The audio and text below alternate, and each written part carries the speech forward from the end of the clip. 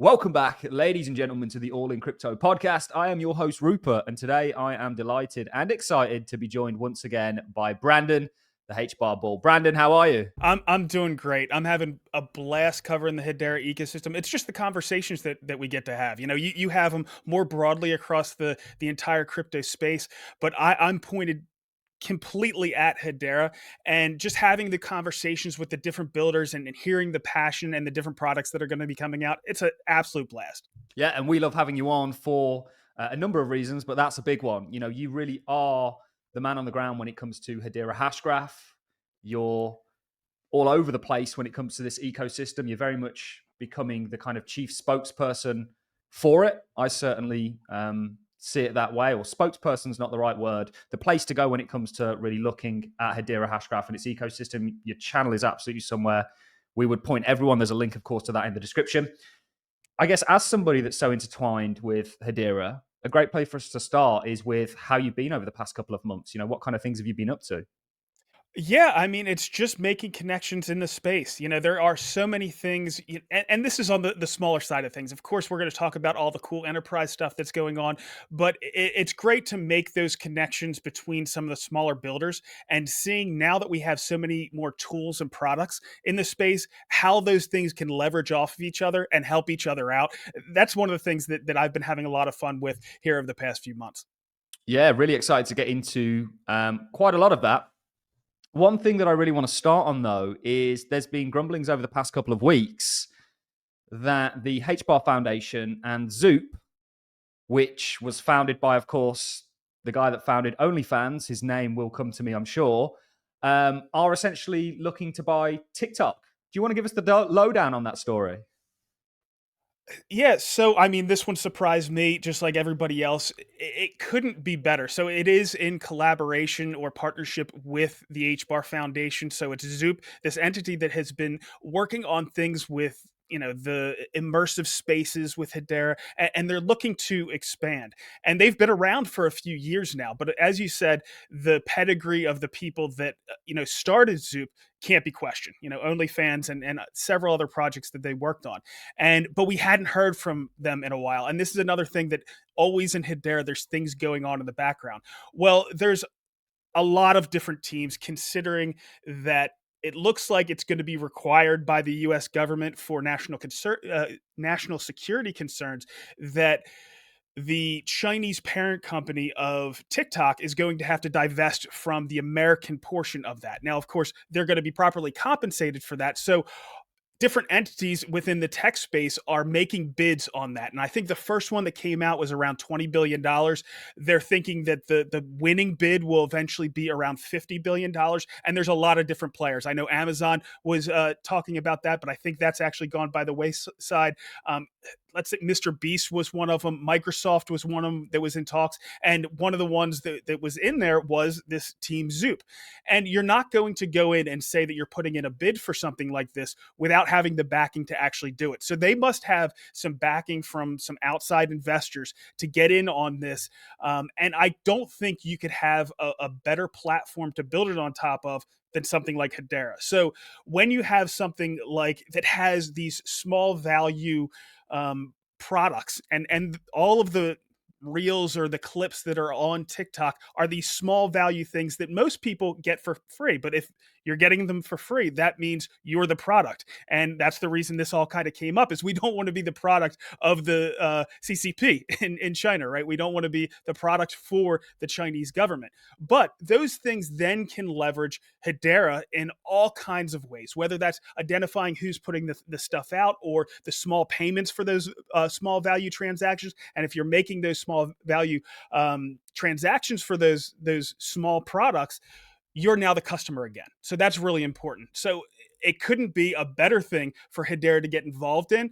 I haven't gotten the real lowdown on it. Now, I've been talking to one of the co-founders of Zoop, RJ, to try to get an interview, but I haven't gotten there quite yet. But of course, they're super busy. But as soon as we can, I'm going to try to get some more information. Yeah, and like I say, why we gave Brandon channel a shout out at the start is because truly, guys, go and subscribe and keep an eye on his channel because there's just so many amazing interviews with people doing amazing things within the Hedera Hashgraph ecosystem. It's truly a place to be.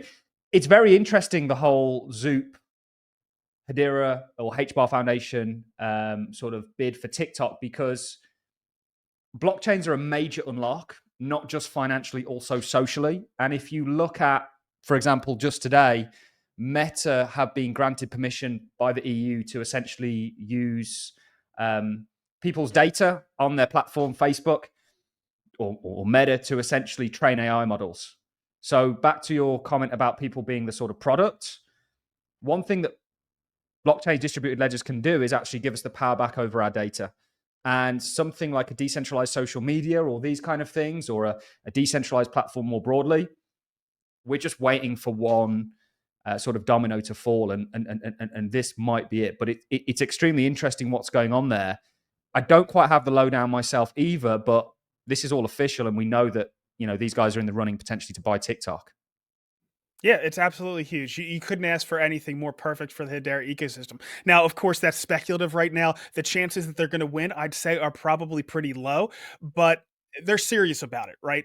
And things, it's kind of been priced into the market as that kind of a long shot. But if it actually does come to fruition, it's huge for the network. But there's plenty of other things that are just as big, if not bigger, for the Hedera network, and we can certainly jump into those as well. Yeah, this is why I love Hedera, because there's just so much going on. Another thing that I want to touch on that's been floating around recently, I know both you and I shared it, and then we've done some sort of digging into it post sharing it, was there was a tweet that was sort of circulated based off a LinkedIn post from an Anthony Wrong, who claims to be NVIDIA's regional vice president of engineering. I mean, he essentially released a LinkedIn post talking about how Hedera and Nvidia were kind of intertwining, and that Nvidia's AI systems were going to integrate Hedera. Now, maybe give us the lowdown on this when you came across it, and if there's any kind of validity to this post, and then that's going to take us perfectly into the likes of what Equity Labs and some of the other players within the Hedera ecosystem are doing directly in relation to Deepin and also AI. There was a lot of questions around that post. Now, I saw it and I didn't question it because there are absolutely links, and we'll get into that in a second, between Hedera and Nvidia. So I didn't even think twice about it. I got it from a trusted source, but I think he had done the same thing. He had just skimmed through it and didn't question it. But there were some questions that popped up around it afterwards. We couldn't find too many things on the internet about. I contacted the Nvidia team, their PR team, to see if he was actually an employee, and I haven't gotten a response back yet. But it really doesn't matter at this point, because we know that through Equity Lab that they are building on Hedera. They're actually going to embed the Equity Lab, the Hedera tech, directly into the chips of Intel and Nvidia, and that's going to be to verify the provenance of the data that's going into these LLMs. And you couldn't find something that's more needed in that space, and not just because it's going to be demanded by that space in general. It's just something that's necessary, but I think governments are going to require that as well. And as soon as you've done that with a DLT, it leads directly back to another problem we see in AI, that the that information is now tied to an identity, right? It's tied to an account. And if it's tied to an account, again, you can make small payments back to that account because you're using that data. And I think that's the other big thing that's going to be necessary, in addition to just making sure that this data is believable, is verifiable, is traceable, things along those lines. I think the payments for IP rights issues is going to be really important as well. So we'll see how all that pans out. I actually do have an interview coming up with Equity Labs, so I'm going to be able to get some more information on that. But we really couldn't see, if you're embedding that Hedera tech in those chips, we couldn't see a bigger use case, right, in the entire crypto space. And this is one where, we're saying that TikTok might be a long shot. This is happening. We just don't know what the scale and scope is going to be. But I think because it's going to be necessary, I think the scale could be pretty impressive. Yeah, me and you both. And I think, again, going back to sort of what you said at the start there, I think we both probably looked at it and thought, well, we know there's a link between Hedera and Nvidia. This seems in line with everything. And then I think, we're still sort of questioning the validity of that. However, regardless of all that, there's a definite link there with or without this LinkedIn post. And I think one of the beautiful things that we continue to bring up about Hedera is just how many fingers it's got in how many pies. And kind of IoT, Deepin, AI, everyone talks about blockchains doing things financially, and we'll come on to that in just a second.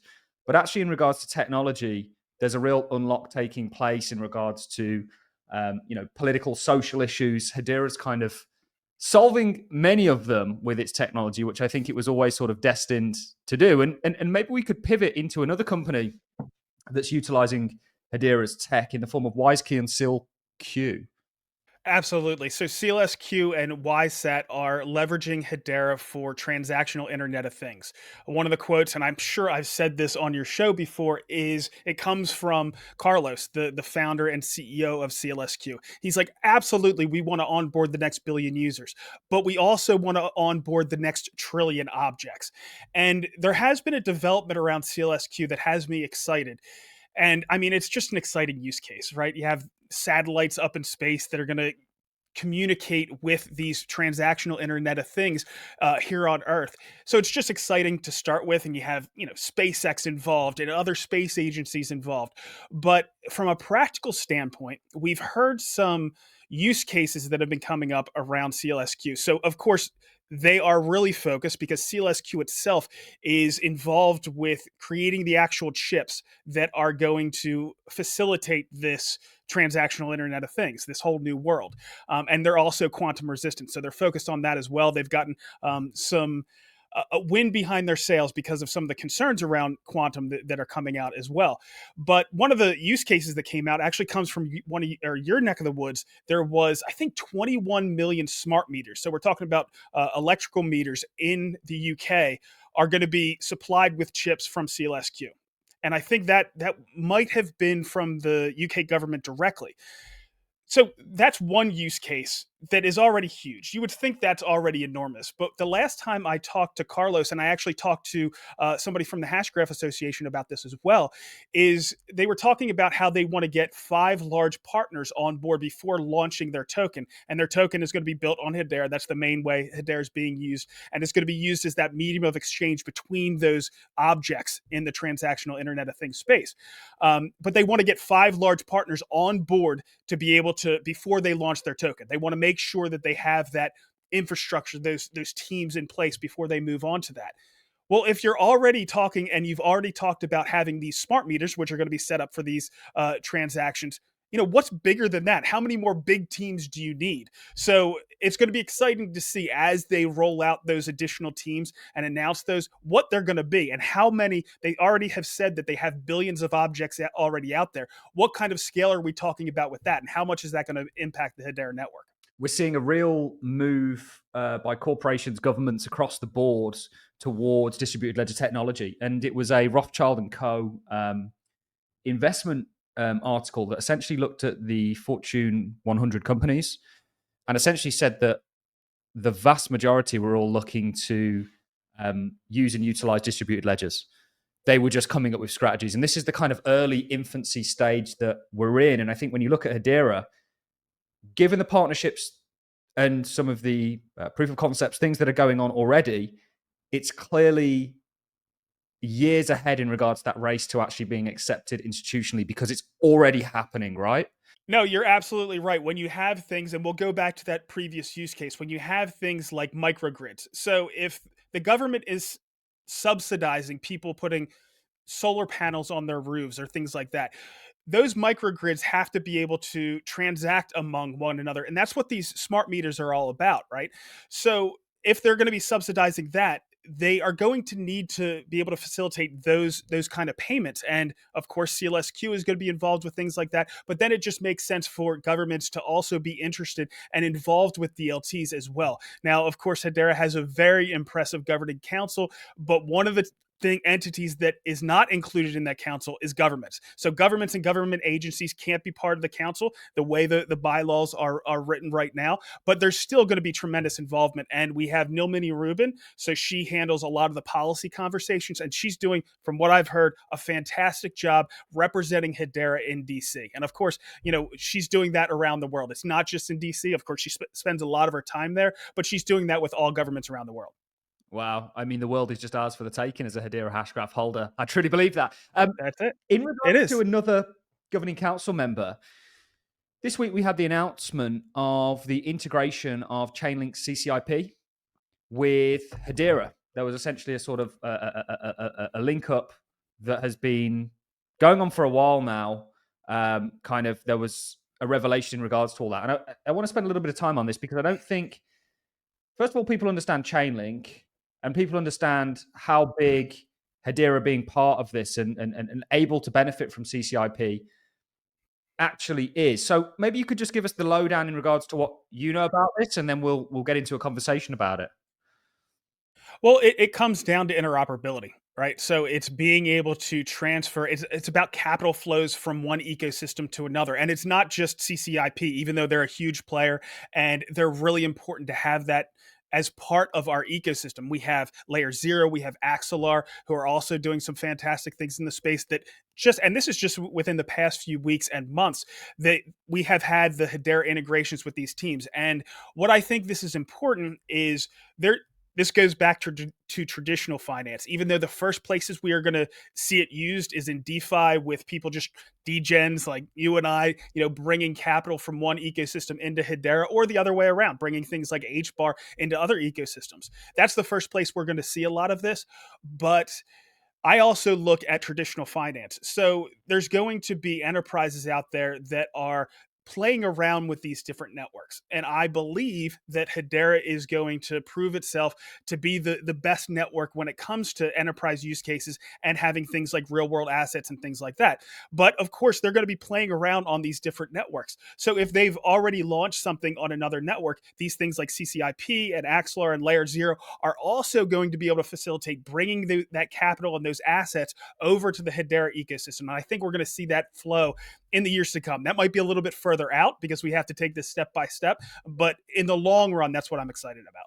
For me, this was huge because there are other Oracle solutions out there, but Chainlink is really the kind of premier one. It has kind of a monopoly, if you will, on the Oracle space. I would say that's a fair thing to say, given just how much of a market share it has in regards to the cryptocurrency space. Their CCIP protocol is actively being used and utilized and explored by the likes of Swift, by the likes of Euroclear, DTCC. We're talking the premier financial institutions that essentially make global trade happen, right? And they are all looking to use and piloting CCIP to harness this space that still there's a kind of walled garden around. So the fact that Hedera is one of the first in line in regards to that and actually has those capabilities when these players are looking to build on a distributed ledger, I think it's a direct route to Hedera. And I think that this is huge. And many people don't quite understand that Chainlink isn't a competitor to the cryptocurrency space in regards to Chainlink versus Hedera, Chainlink versus XRP. Chainlink is actually an enabler of the traditional financial world and our world colliding. I don't know if you've got any more comments on that. I just love how these partnerships can work. There are plenty of competitors in the crypto space, but something like Chainlink and Hedera, they are absolutely collaborators, and they just, make each of their products that much better. Certainly excited about it, and I'd love to dive down. You reminded me about Swift, For sure. and like you said, they're leveraging CCIP, so having that integration is really important. But there was something over the past few months since the last time we talked that kind of made me excited about some of the things that we're seeing in cross-border payments. Let's go. Let's get straight into that, and then that's going to bring us on to sort of finance more broadly.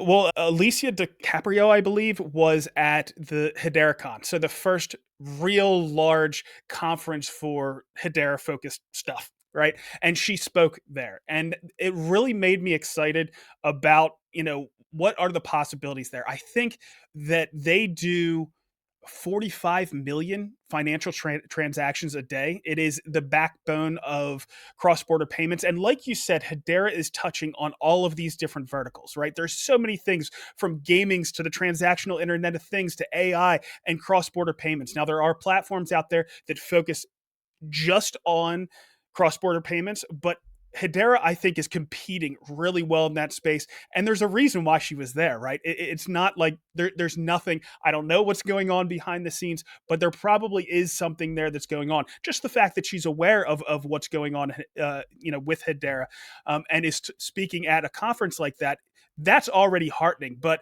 just from what I know about Hedera and how much there is going on behind the scenes. I think there's more there. Now, I don't know exactly what's going on, but I'm excited to find out. And then we have other things going on. The financial services company, formerly Fresh Supply Co., they're doing things where a consortium of banks in Southeast Asia are focused specifically on that, even more particularly around remittances, right? And that's another thing that several other networks out there are focused on. But I think Hedera, especially with some of the things that we have going on with stablecoins around Hedera, I think they're really going to compete well against some of these other platforms. And I think they're going to outcompete. That's what I think Hedera is going to do. I think that a lot of these teams that are experimenting with all these different platforms, just like with real world assets, I think are going to find Hedera is probably the best solution. There's a major unlock when you figure out a way to kind of interconnect the space and have it work seamlessly, because then you move away from we have to build on Ethereum because that's where the network is. That's where the money is. That's where the investing is. We move Exactly. away from that to, okay, what's best for the job? And I think it's very interesting in regards to the tokenized world that we're moving towards. Every financial asset and more broadly things are going to be tokenized, like things like knowledge itself. There's a real winner in regards to that. And we see a lot of initial movement from Ethereum because institutions move a lot slower. But once there's that dilemma of interoperability being solved, when you compare Hedera in whichever way you want, it's head and shoulders above the rest, in my opinion. And I know you agree. Well, I think that the killer use case for that has already been proven out. We have all these other ones that we're talking about with AI and transactional Internet of Things, but I think that stablecoins is already the killer use case for crypto. And some of the things that are happening with USDC on Hedera are absolutely invaluable. So the big news around stablecoins on Hedera over the past few months is additional support. And I've been pounding the table that we've needed on and off ramps for USDC on Hedera for a very long time, and we've actually seen that. So we have two different entities out there that everybody's going to know very well that have added the Hedera version of USDC support. And that's Binance. So we have the international space covered pretty much with Binance, and then crypto.com, which covers the entire United States, except for, unfortunately, New York. I was talking to Brady from Bonzo about that. But all of the USDC across these networks is, even though it represents the same value, they are not all equal. And what you unlock as far as what you can do with these stable coins on Hedera is amazing. You have micropayments out of the box, and also a lot of these businesses are going to need that USDC to facilitate a lot of their different use cases. And that's what I'm mostly excited about. Initially, of course, it's again about the degens and them trying this stuff out. And before, when I would try to transfer my US dollars into the Hedera DeFi ecosystem, that would cost me 1% in fees, because the best way to do that was to sell my or buy HBAR with the dollars, send that HBAR into the DeFi ecosystem, and then trade them back to USDC if I wanted to eliminate the market risk and the market volatility. And that would cost me about 1%. Now, I did that for a penny this past week, Rupert. 1 cent, because now we have those on and off ramps to get the US dollars into the Hedera ecosystem with no market volatility risk. Well, those benefits that are great for me are also going to be great for the businesses. And if they're generating revenue, and we can talk about tons of teams that have the potential to generate a lot of revenue in USDC. Teams like Neuron, CLSQ, Equity Lab, Zenny. I mean, go down the line. SKUX with Mondelez. They're going to have a real easy way to get in and out of that USDC into what they're actually paying their bills with, and that's the actual US dollar. And having these on and off ramps is invaluable. Yeah, I want to riff a little bit more on stablecoins, because I honestly believe that stablecoins are the evolution of money. I think with various technologies, you get upgrades for money, whether that was with the printing press, you got notary money, and then with the kind of internet and computers, you got obviously a digital money. Now we're moving on to a money that's very much going to be enabled by cryptocurrencies. And the reason it's going to be adopted and money's going to work like this in the future is because it's the equivalent of sending a letter or an email. It just makes it far more efficient. And this is probably one of the biggest trends in the cryptocurrency space right now, because what we have is a United States government that has a debt issue And we've seen things going on with the yields over the past couple of weeks. And I don't really want to get into the whole explaining how the bond market works. But what you essentially have is a lot of debt and no buyers. And Tether as a company was if it was a country, 7th largest country in the world in regards to buying US treasuries. I think that the governments, and this is governments around the world, most of them have debt problems, and they're realizing that these stable coins aren't a liability, they're actually an asset, right? And if you have a really vibrant stablecoin economy, and we have other tokens that are going to be coming on board, AUDD, so the Australian stablecoin. If you have a vibrant stablecoin economy, then you have a built-in buyer of your debt, which is certainly important. We want to get the debt under control. The other thing, and this is a little bit sneaky, that I like about this, I like choice of money. And if you have these stable coins built on top of these networks that for the most part have native cryptocurrencies, the more that is minted on these networks, the more strength it gives to those native cryptocurrencies, which give all of us another option when it comes to storing our value. Yeah, which is going to be very important. Certainly, if we go through another bear market, will we ever have another bear market again? These are all questions that, I'm sure we can answer at the time. I'm sure we will, but what that will look like, I think we're all trying to work out. But stablecoins are going to be huge for a million and one reasons. They really are the evolution of money. They're going to help the US solve its debt problems. Scott Bessent, David Sachs. Scott Bessent, by the way, if people aren't familiar with who that guy is, it's time to do so. He is a very impressive individual from a macro hedge fund market investment philosophical point of view. He truly is a very well accomplished guy, and I can see why they chose him for the job. But US is going to adopt stablecoins and start to push that. So is the rest of the world. We're talking about the very evolution of money and hundreds of trillions of dollars being ran on chain yearly, quadrillions slosh around those markets, not to mention tokenized real world assets. So how would you say that Hedera is tackling this? Because I did see a report from crypto.com which has enabled USDC on Hedera. And actually, Hedera is the most efficient chain. People save the most money using Hedera. Now, that's interesting. For you and me, it's practically free, right? So if you're transferring the tokens, it's 1/10 of a cent. So it's nothing for us. But that's why micropayments are built into something like this. When you're transferring it for 1/10 of a cent, and of course, because Hedera is the most efficient network, it gives us the most headroom to be able to lower those fees if necessary. But we have to get the volume up first, and I don't see any reason to do that right now. But that's what I'm excited about. It's Micropayments are a true frontier use case that weren't possible until we've gotten hyper efficient DLTs like Hedera. So I'm really interested to see what happens there. And like I said, it's not just the stable coin that's great. We have USDC minted on Hedera, but it unlocks all the unique attributes of Hedera. And right now, I mean, getting back to your question, they're focused on the infrastructure. CCIP and Axelar and Layer Zero and getting the on and off ramps in place. And once they've gotten all those things in place, then we're going to start to see the minting. And we've seen significant amount. I think last year we were under $10 million worth of USDC minted on Hedera.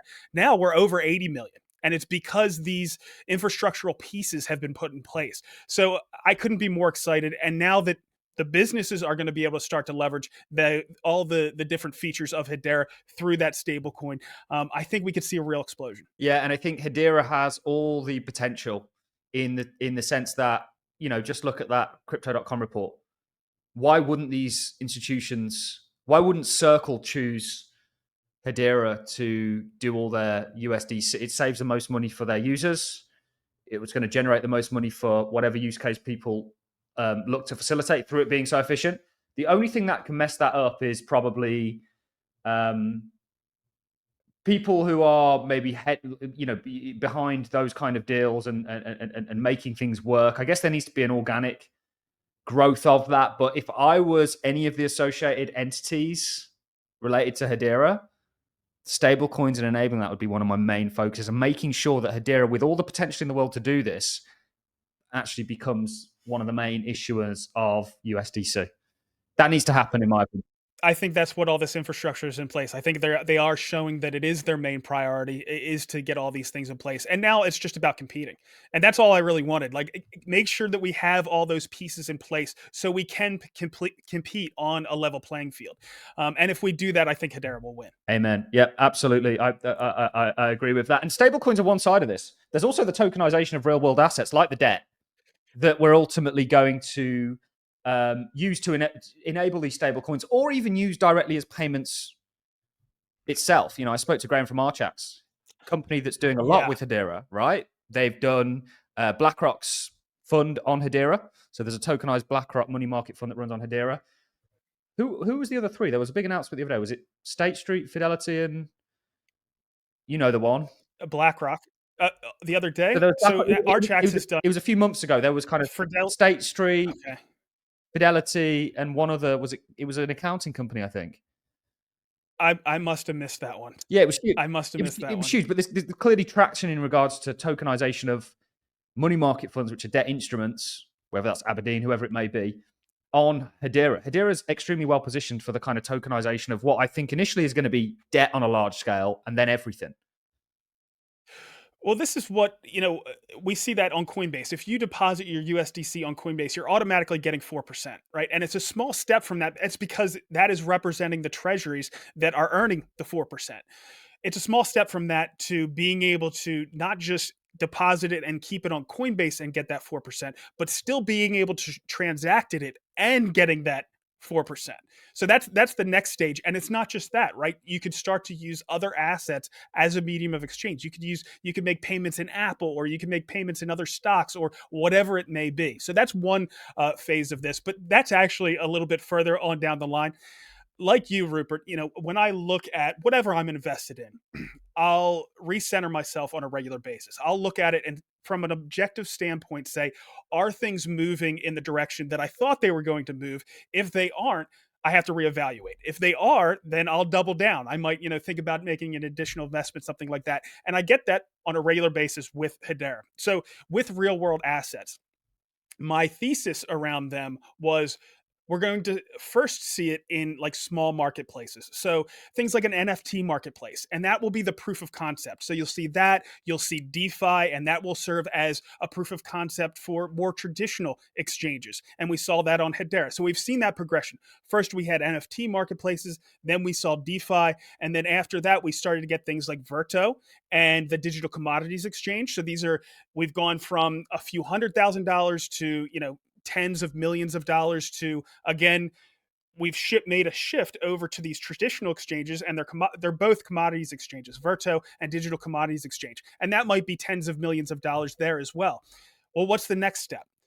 The Nairobi Stock Exchange, right? So now you're talking about an exchange with $15 billion worth of market cap, and that's the next, making that next move in evolution. And what are they going to do? They want to tokenize those assets to make the transactions more efficient, make it easier, all that kind of stuff, save money. And that will serve as a proof of concept for all of the other exchanges out there, the Texas Stock Exchange, the New York Stock Exchange, the FTSE, the Nikkei, on down the line. And we're following down that progression. Started off with NFTs and then DeFi, and then we're seeing traditional exchanges, and now we're going to be moving on to the larger or smaller to medium size real stock exchanges, and then we're going to be moving on to the large ones, or at least that's what I envision. And if we keep following down that path, I'm going to keep doubling down on Hedera. Yeah, and there's everything in between. Whether that be more local commodities. We speak to crypto companies all the time that are like in Asia, in sort of underdeveloped countries that are essentially trying to bring those countries online from an economic point of view through using distributed ledger. I mean, there's everything in between that kind of path forward that you've put forward. And for example, in regards to the most recent governing council member, I believe they were the most recent, right?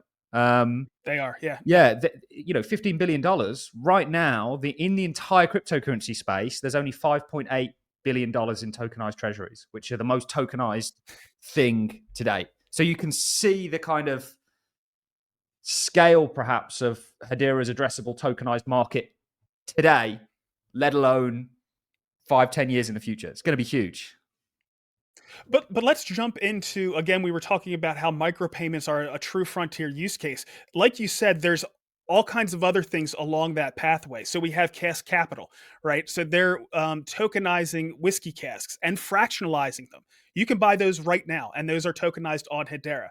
We have Zenny, who I think about toward the end of the year. I just did an interview with him. I just posted the interview on my channel, so you can check it out. They're going to be, so if you buy a refundable or transferable booking, whether that's a flight, whether that is a hotel, whatever it may be, they're going to tokenize that and then allow that to be traded on marketplaces. On You could do it on an NFT marketplace or on their marketplace. It's going to take several months before we get to that point, but I mean that unlocks amazing things in the travel space, which is a huge industry. So it's going to be things that we didn't even think about. Like, I'm sure 5 or 6 years ago, when you thought about, or I mean, real world assets, it wasn't a huge thing at that point, but when you thought about that, you really didn't think that the travel industry is going to be impacted. But that's exactly what we're seeing. And those are real world assets. It's just a crazy future that we're moving towards, really, isn't it? Because Hedera, again, seems to be everywhere. It seems to be the enabler of micropayments between AI and robots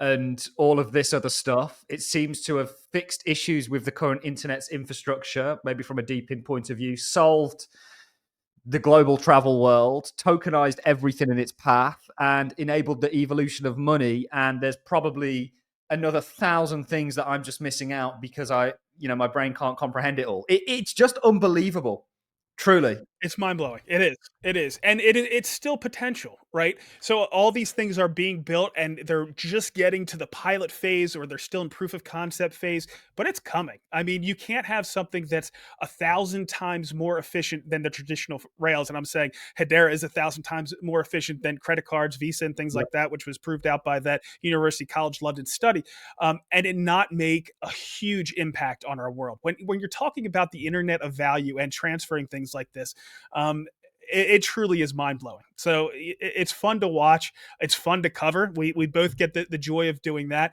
And I think there's going to be a lot more exciting things to come down the line. And it is truly a joy. Me and you were talking a little bit off air, and I'll maybe share a bit of that conversation in regards to just how much we enjoy what we do.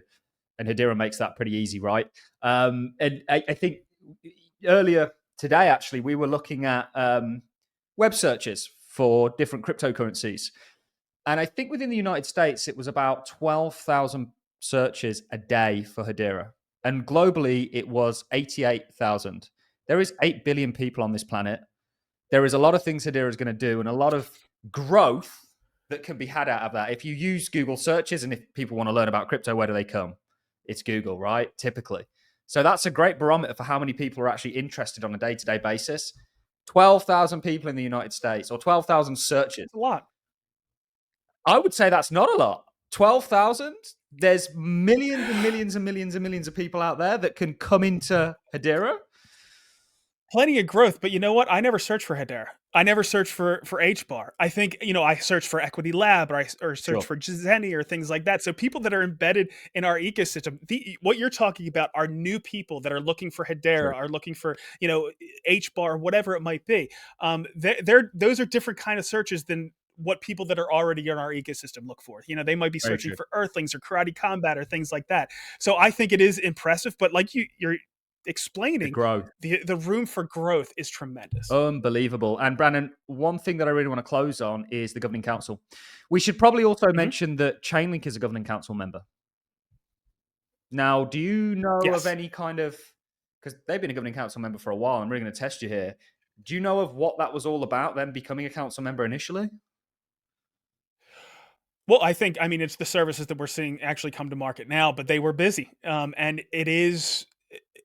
they're running, an ecosystem. So that's about generating revenue and things like that. So just because they've come on board as a governing council member and see the potential for collaboration, that doesn't necessarily mean they're going to jump right on it and make those integrations right away. But they want to be part of the governance and making sure the direction is going in the right place until we get to the point where we are now, where now they're starting those integrations. So yeah, that's pretty much it on them. The governing council, there are ones that are really engaged, and then there are ones that sit back a little bit. But we don't know if they're actually sitting back just because we aren't seeing things publicly. Are they actually sitting back, or are they really engaged, and all that stuff is just going on behind the scenes? And I think I watched your most recent Shark Bite, again, linked to Brandon's channel in the description. Rob brought up a good point, and that was actually that there's a lot of uncertainty out there globally. for a lot of Hmm. people, they might have put certain things on pause. There's almost bigger fish to fry for certain companies. Not that this isn't huge and could actually catapult them into their next evolution as a company and growing and expanding and certainly from a revenue point of view. But there's a hell of a lot going on. But I think in regards to the governing council, I think one thing I'm thinking, you're probably thinking, most people are thinking, is why haven't we had a new governing council member this year? I'm surprised. I'm I'm surprised that we surprised. haven't yet. But so there's been, you saw it on the shark Yep. bites. We've had calls for filling the council at different times. Rob has never done that. Rob is now calling. He thinks he's bullish on getting a full council by the end of the year, Yeah. and I expect it. I'm not sure. I mean, there is strategy around it, and I don't know anything about this, but I know that the HBAR Foundation is going to be doing their rebranding, and I could see there being a big push around that time, and council member announcements would make a lot of sense. Turning the page, they're going to go from the HBAR Foundation, which they are currently, to the Hedera Foundation, and I think Charles is the CEO of the HBAR Foundation. He's going to want to make waves when that happens. And if he can talk to potential council members that are coming online and saying, this is my vision for doing this, let's announce these in fairly rapid succession during that time that they're making that rebrand. I think it could be good for Hedera. So I think that's one of the possibilities. Certainly, what Rob said, there's uncertainty, there's Of focus course. from these enterprises on different places. Um, but they're in the pipeline, and I'm really not concerned. I think we've reached critical mass with the governing council. It's great to see the new ones that are coming on board and think about the impact they're going to have on their own industries by using Hedera. And I think that one of the teams that's really engaged is that Nairobi Stock Exchange, and we want to see more of those coming on board and start going through that process of going from a proof of concept to a pilot to integration until they're completely revamping their industry, with the Hedera tech. It just takes one to lead by example. And once one's proven the Mhm. equation, like starting to sell things online when the internet came about, and then go, wow, look at all the revenue this is generating, everybody follows. And it becomes you have to do Well, it. and that's, we can't underestimate the power of our small retail applications. When I was talking about the evolution of the first marketplaces on Hedera being NFT marketplaces, shout out to Kabila and Centex for starting those evolutions, and then they act as those proof of concepts to move on to up the line, just like I was talking about a little while ago. So a lot of the real innovation is going to take place on those retail applications. So I want to make sure they're supported as well. Yeah, and maybe the next Amazon comes out of those retail applications. Maybe the next Exactly. Microsoft, Google. Hmm. The internet became successful because people built upon it. And a lot of time there were people Hmm. in their basements, and they were coming up with all these weird and cool and interesting things. So, governing council, like I say, question I have, a lot of people have. There are 39 spaces, and we are currently on number 30. So, are we Hmm. talking about 9 governing council members in 8 months? That's that have to be the pace, right? And I would have thought it would have happened a little bit sooner if we were going to maintain that pace. But if Rob's still bullish, I'm still bullish on getting to that number. Yep. We are going to leave things there. Brandon, it is always, and we mean this from the bottom of our heart, an absolute pleasure to have you on. Ladies and gentlemen, we're going to leave links to where you can find Brandon in the description. Do go and check his channel out. It's where I go myself for information on the Hedera Hashgraph ecosystem and just the crypto space more broadly. Brandon, it's been an absolute pleasure. Thanks a lot for coming on again. The pleasure is absolute mine. Thank you for pitching some of the stuff. It is a little bit dangerous though. If you go down that rabbit hole, it's going to be a deep one. So enjoy it. Yep. That's it from us, guys. See you soon.